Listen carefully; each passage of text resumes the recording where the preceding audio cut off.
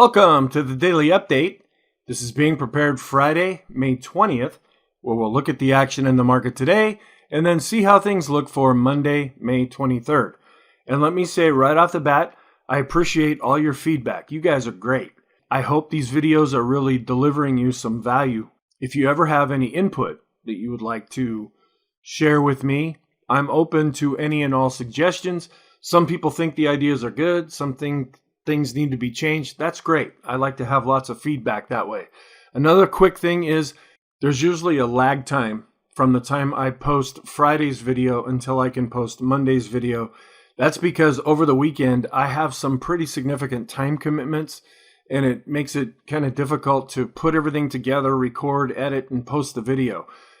I try to post it as soon as I can, but sometimes I'm a bit delayed because of other things that I have to do. But I'll always try to get things posted just as soon as possible. Okay, let's go back and look at Friday. We did gap higher right at the open, and we gapped to R1. It looked like, okay, maybe we're going to get some kind of an oversold bounce. Europe was pretty positive. Things were looking a little bit better. There weren't any economic reports that were being released on Friday. Maybe the market will have a chance just to soar a little bit higher. And it started out that way, but we pretty much set the high right at the open. We spiked up, put the high in, and then spent the rest of the day kind of floundering around. R1 was at 39.39.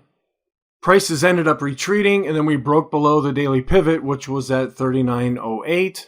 That's when things started to turn more negative. As the day went on, prices fell to S1, which was at 38.72, before breaking down even below S2, which was at 38.38. And it's like, okay, here we go. We're really seeing the bottom fall out in this. But prices finally found support at the daily S2 level. And I'll show you that on the chart. I usually don't follow those on the intraday chart, but I also have a daily chart that I watch, and we were getting right down to that S2 level, right at around 38.10. That's also into bear market territory, and we just saw a strong rebound after that. So going into the close, we saw a lot of late day buying, which took prices back to the unchanged level. Now that may not seem all that positive, but to think of how far negative we were and then to come back and close pretty much where we were from the previous day, that can be seen as positive, and it's showing a little bit of improvement in our charts.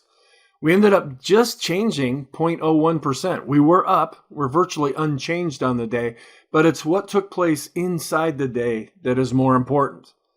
Volume was above average. It's also kind of interesting that we closed right at 39.01. Gee, do you think that was an important strike price?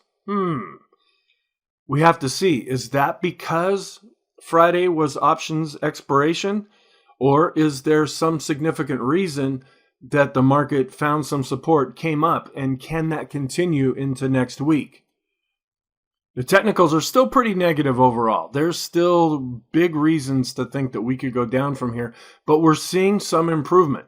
Inflation and interest rates, as well as growth concerns, are what the markets are really fixated on right now. Of course, the geopolitical concerns, and then earnings as they come out. So what are some comments that we can make after Friday? It was options expiration at about 3,900. A very big intraday spread. There was a 3.4% spread from the high to the low. A lot of option jockeying around. A lot of people really sweating it out, for sure. China unexpectedly cut interest rates. They have a 5-year prime loan rate, and they cut it by 15 basis points. So that ended up decreasing it down to 4.45% from 4.6%. That doesn't really have a big impact on the U.S. markets, but it did provide some positive backdrop throughout Asia, which then fed over into Europe. The VIX is producing some very interesting information, and I have a chart that I'm going to show you later on. The 10 to the 5 yield curve, it's back inverted again. Interest rates actually declined. I have another chart to show you that because I've been saying that usually interest rates go up, stocks go down. Well, lately they've been going more in tandem with each other, and I have a correlation chart where I'll show you that. Fear remains very extreme right now, and that could be seen as positive, but we're just camped out at this lower level. We're still in correction territory. And there were no economic reports that came out on Friday. Our trend is still negative and getting stronger. The bias is negative, even though we were unchanged on the day. We really didn't change all that much. And the momentum is still pretty much negative, looking back over the last 2, 3, 4, 5 days. So let's go through the day's session. First, we'll look at sentiment. I have a lot of extra charts to show. We're at 11 right now, which is still pretty extreme. We're not seeing a V-shaped bounce up out of this fear that we've been in for quite a while. And over on the right-hand side, you see where we've been camped out underneath 25 for quite a while now. Now, there have been other times when this has happened too, but this seems to be more extended. You've got a lot of confused folks out there right now that think, well, we probably should have a bounce, but it's just not coming. It's almost like the market has to go to an extreme and people have to just throw up their hands and say, forget it. I'm getting out. That's when you really see a bottom if we're going to find one. We did have the AAII survey that came out. Individual investors are still pretty extreme negative, which can be seen as positive. But this is the third week in a row now that we've seen this below 20. And it hasn't really produced any kind of a bounce yet. The VIX, it was pretty much unchanged on a closing basis. And we really had a pretty big bar for the day, but we didn't really spike up as we were going lower, and we closed not at the bottom, but kind of near the lower part as we got closer to the close and things started to recover.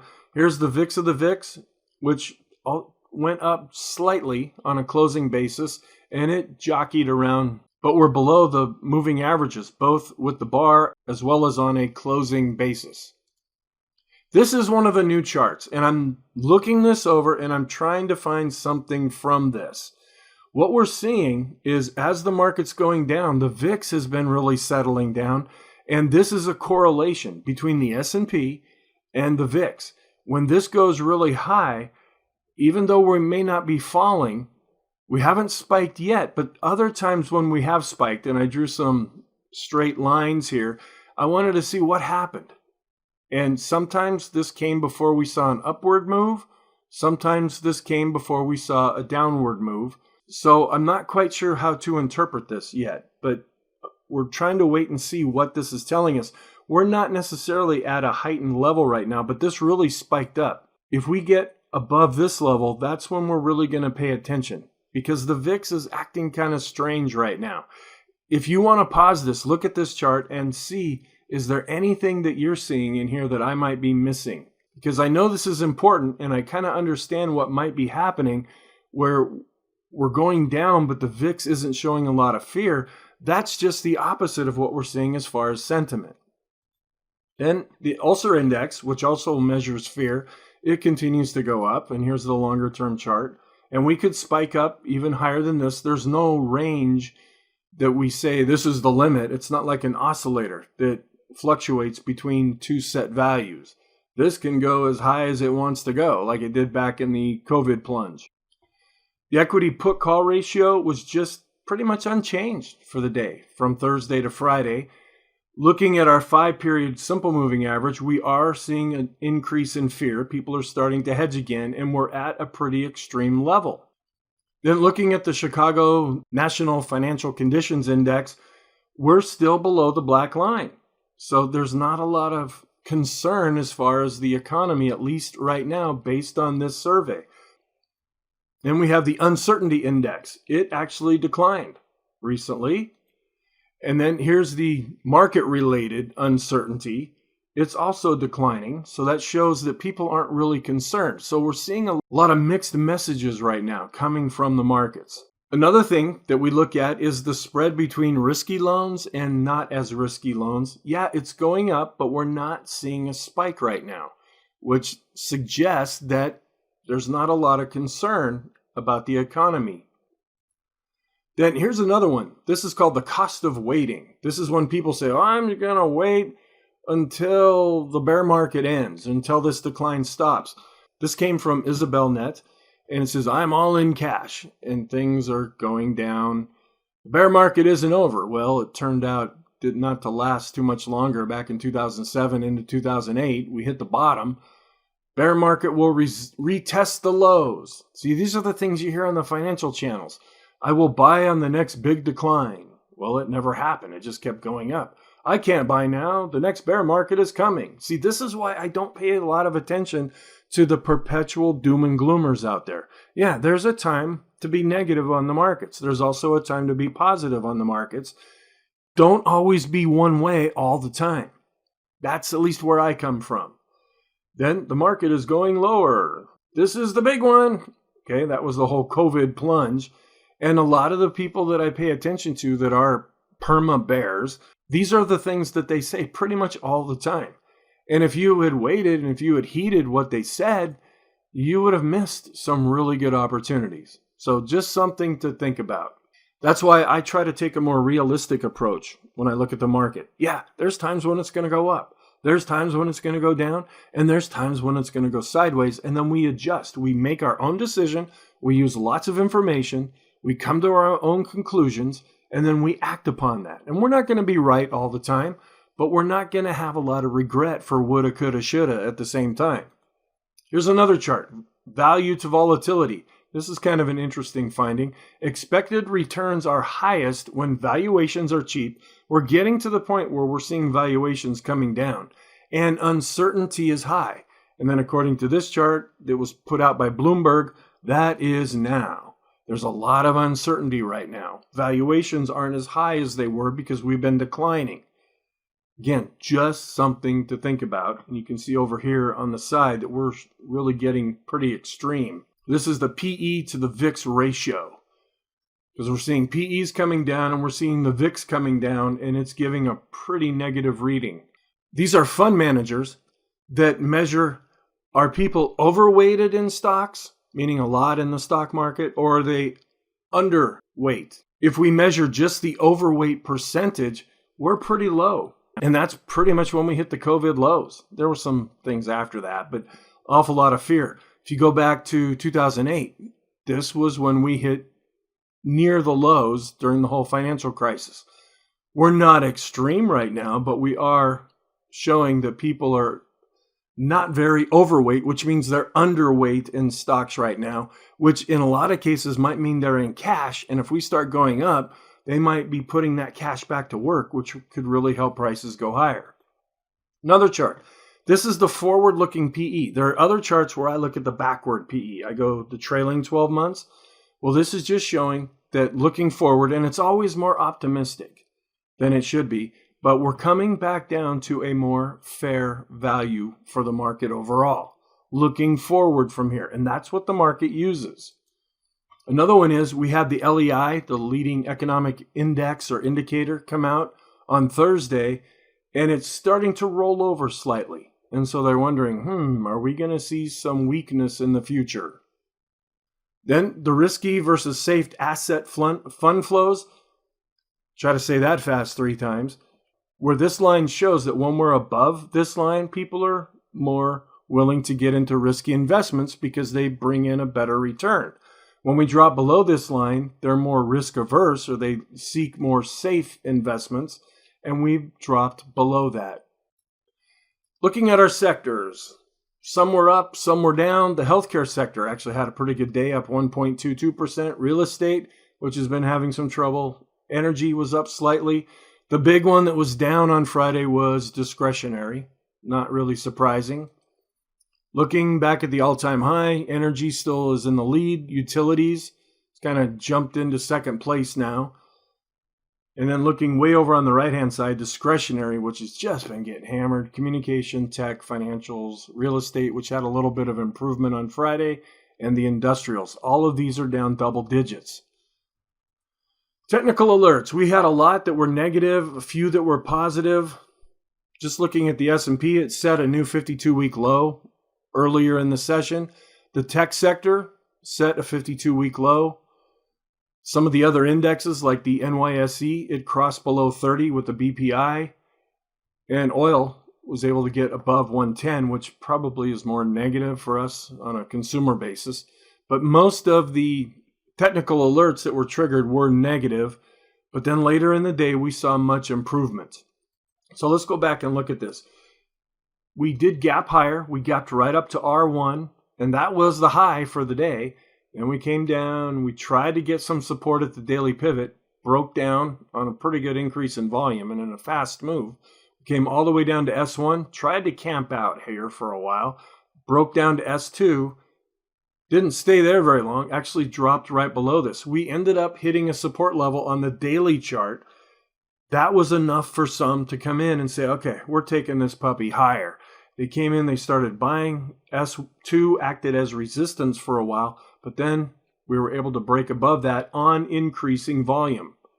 And we ended up being almost unchanged on the day, but this is a pretty powerful move overall. Here's the daily chart. Here's S2 right here. We came down to this level. That's where some support was found on above average volume, which is not surprising since it was options expiration.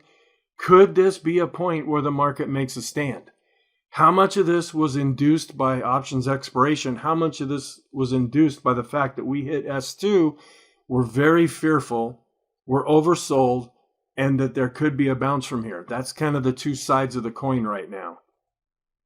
Some different areas of support. This also ended up being at the fib level. We came all the way down to the 50% level. And it's really interesting how a lot of these fib levels and pivot points and highs and lows and support and resistance, how they end up lining up with each other. I have another chart later to show more of that.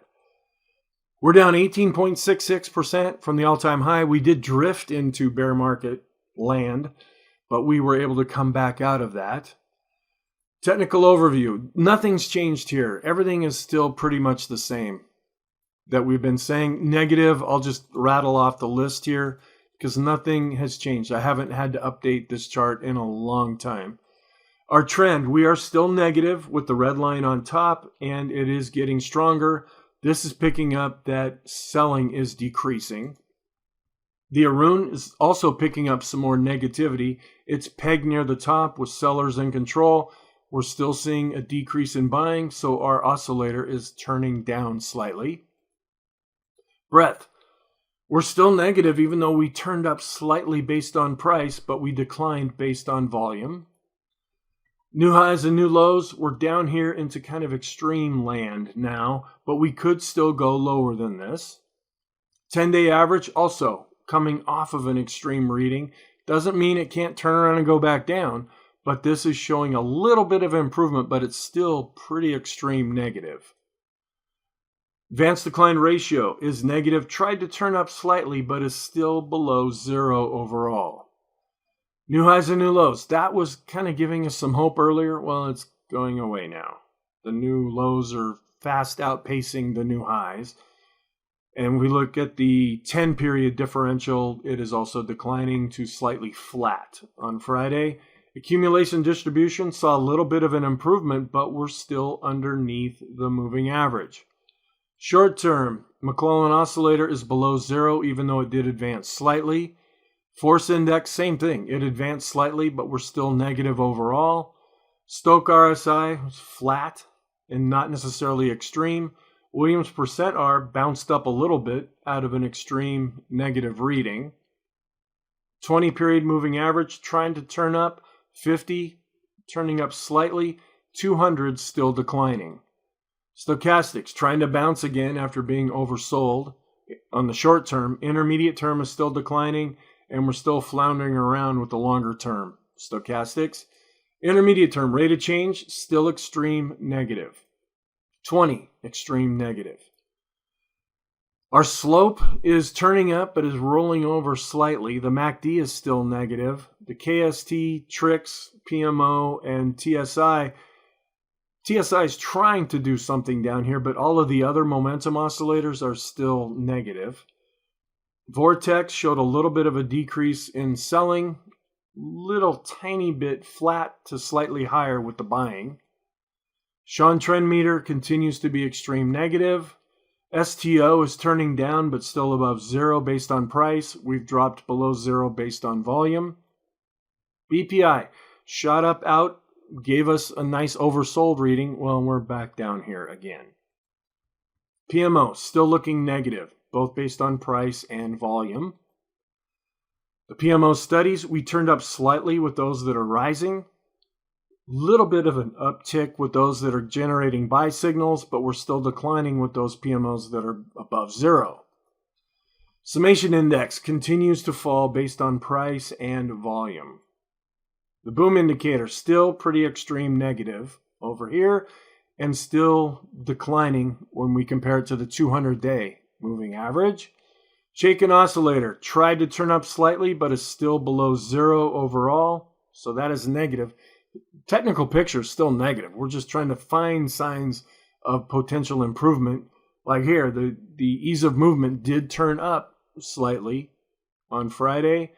The CCI 14 periods is getting extreme negative, as is the 20 period. Chaikin money flow, haven't shown this in a while. It's still negative, but starting to show some improvement.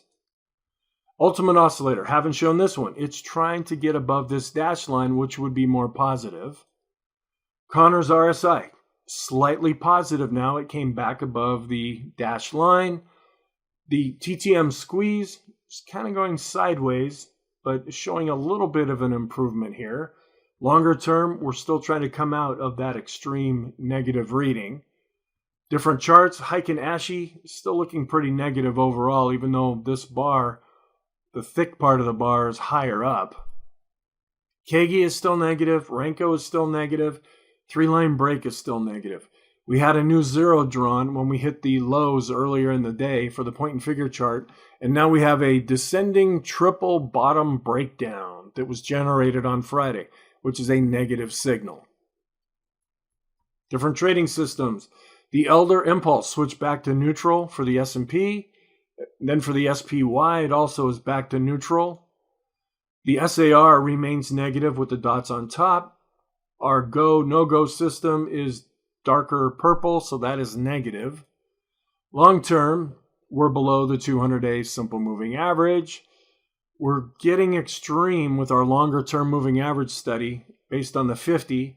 Tried to turn up slightly on the 150 and still declining on the 200. Special K, longer-term measurement of the trend, is still declining.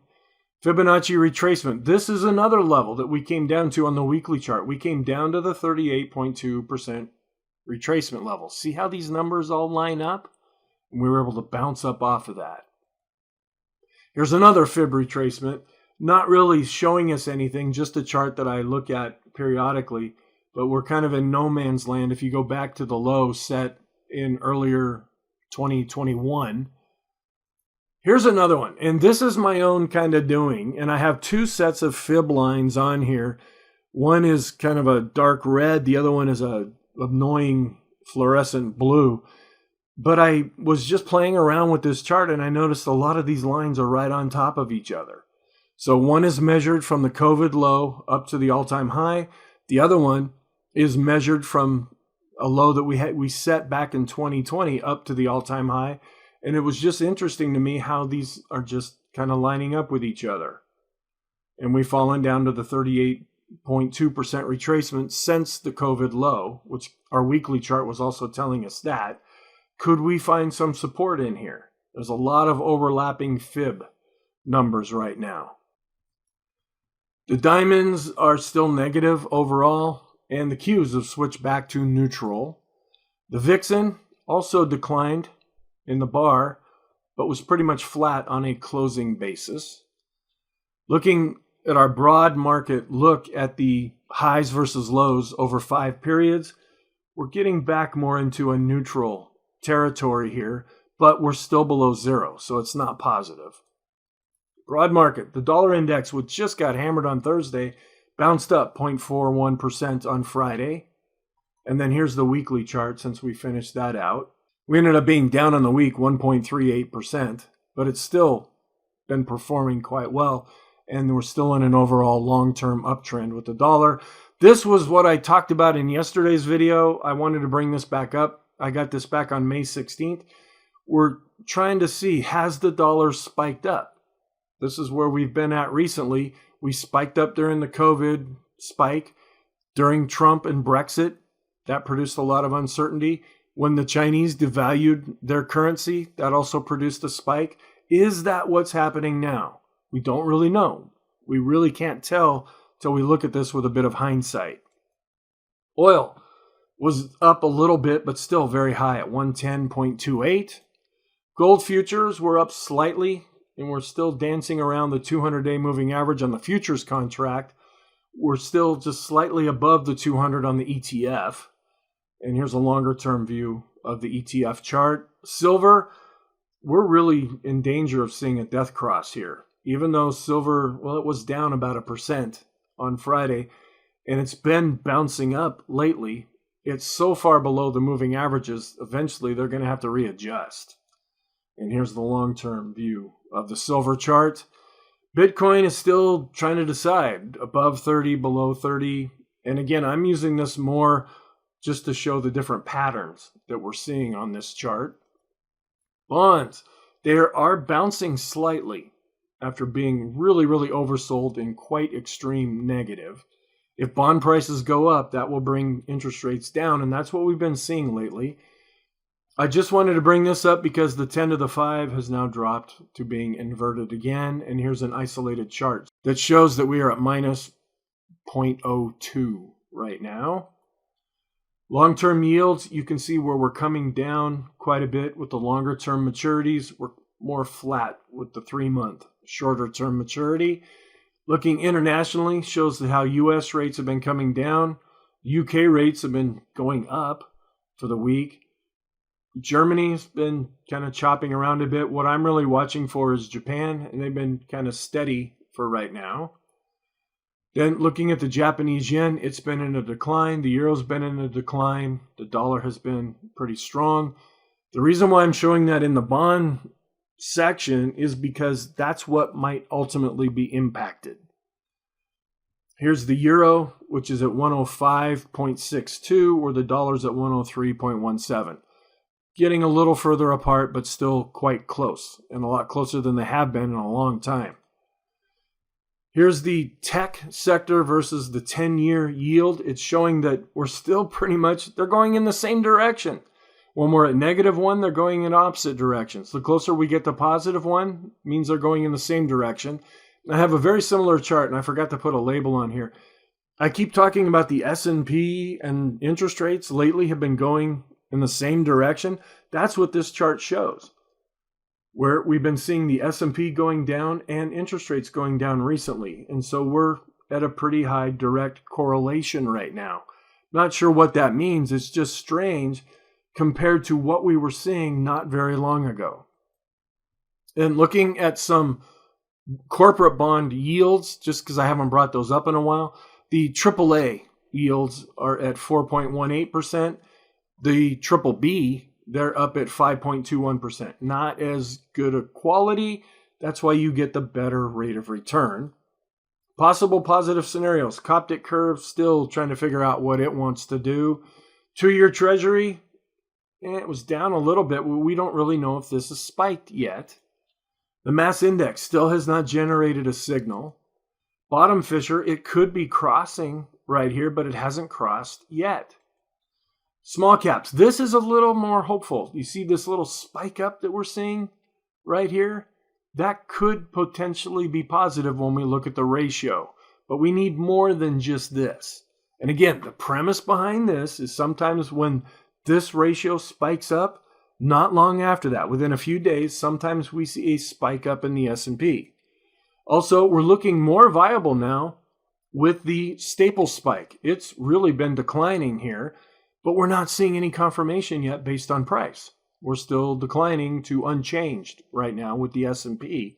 So we want to keep an eye on this.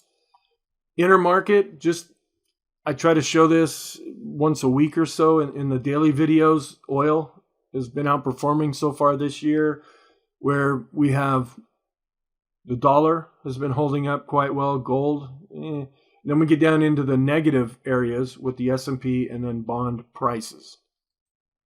So what's our outlook then for Monday? The technicals are negative with some oversold readings. There was a very impressive rebound from the lows on Friday.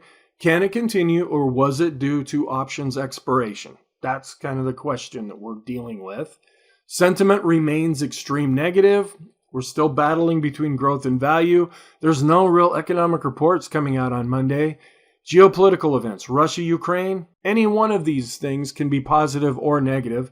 I still understand that they're lessening some of the lockdowns in China, which might help some of the supply chain issues, but the markets are still really worried about inflation, interest rates, and a lot of growth concerns. Oil, we want to keep an eye on that. Earnings as they come out, those from the Fed who may give a speech, either positive or negative, and then the longer term picture that we're watching with Japan. So what are our scenarios? We're still negative overall. Rising interest rates, inflation fears, and growth concerns are really keeping the market down. Earnings as they come out have generally been treated kind of negative. And then Fed speak. And then I put fear in here because we're just camped out at freaked out right now. Technicals are negative overall, even though we have some oversold indications. What could help us go up from here? Oversold readings. Sentiment is extreme negative. The impressive rebound that we saw on Friday. Will that continue into Monday? The possible positive scenarios, none of them are really happening. Possibly the Staples spike, but we're not seeing any follow through with price yet with the S&P. Technicals may help us out with pivot points. I could have put fib levels on here too. Previous levels may provide either support or resistance. We're not in a sideways market because the ADX continues to be above 20 and it is negative overall. So our conclusion then, the S&P is negative overall. Short term, negative but oversold. We're getting some indications there. Same thing with the intermediate term. Long term, we're negative because we're below the 200-day simple moving average. So thank you. Have a wonderful weekend, and I'll prepare the next daily video after the market closes on Monday. I'll prepare the weekly video sometime probably on Sunday.